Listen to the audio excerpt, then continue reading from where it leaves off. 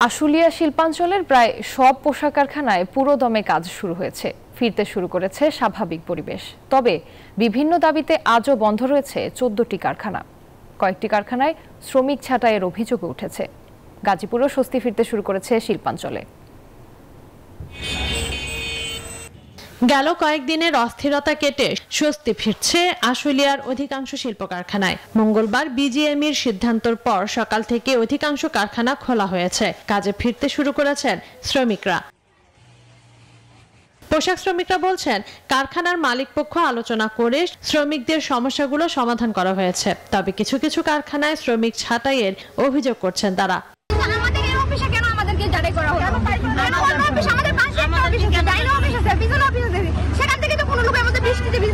আমাদের উল্লেখ করে নাম তালিকা করেছে, ঠিক আছে। এখন কর্তৃপক্ষ চাইতে আমাদের যাচাই বাছাই করে যদি নিতে চায়, এটা অনেক সময় মানব না। আমাদের দাবি, আমাদের 3টা ঘন্টা বাইরে দাঁড় করে রাখছে, এটার বিচার কে করবে? শিল্প পুলিশ বলছে, সব কারখানা চালুর সিদ্ধান্ত হলেও 14টি কারখানা বন্ধ রয়েছে এখনো। শ্রমিকদের নিরাপত্তায় অতিরিক্ত পুলিশ মোতায়েন সহ টহলে আছে সেনাবাহিনী। মালিকদের প্রতি আহ্বান জানিয়েছি এবং শ্রমিকদের প্রতি আহ্বান জানিয়েছি যেন কর্মপরিবেশটা স্বাভাবিক রাখে, কোনো ধরনের ধর্মঘট কাজ না করে বসে থাকা, এই বিষয়গুলো যেন পরিহার করা হয়।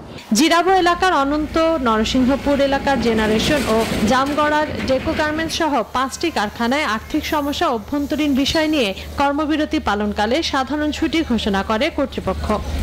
তবে শিল্প অধ্যুষিত গাজীপুরে অধিকাংশ কারখানায় উৎপাদন স্বাভাবিক হয়েছে। Desk report, news 24। বিশ্বমানের থার্মিক্স রড, সালাম স্টিল থার্মিক্স, দেশের একমাত্র থার্মিক্স রড।